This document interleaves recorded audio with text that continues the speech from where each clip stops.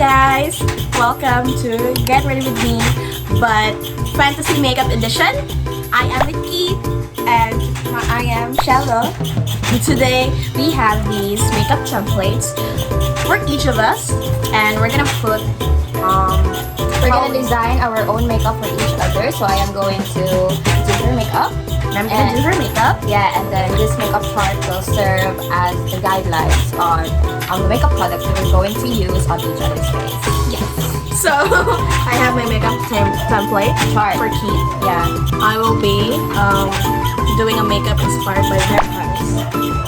So let's see the before and the after of this look. Lakwatsirang babae. Ngayong araw maglakwatsa na naman ang babae.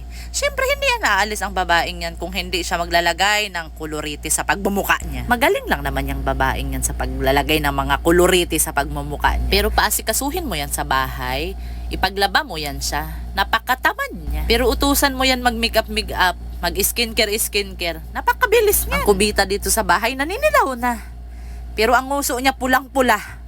Pati ang pisngi niya, wala talagang kahihiyan. Kung may pupunta dito sa bahay, hindi siya mahihiya na ipa-CR niya ang tao na nanlilimahid ang CR, na may nakasabit na pante. Yang alahas-alahas. We give you a... Oh my God! This is a success!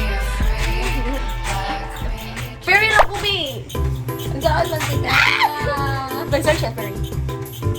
I think I know. Okay.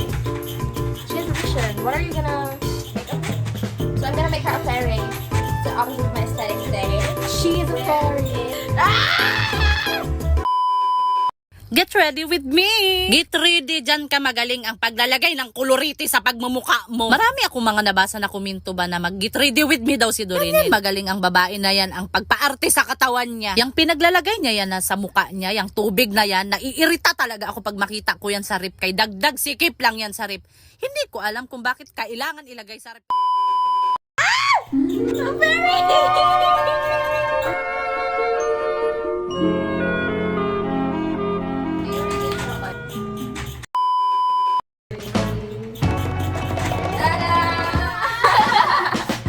Oh my God.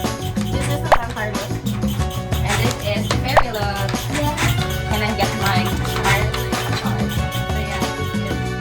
In this night of starless sky, my baby told me with a sigh, saying words that came across as a doubt.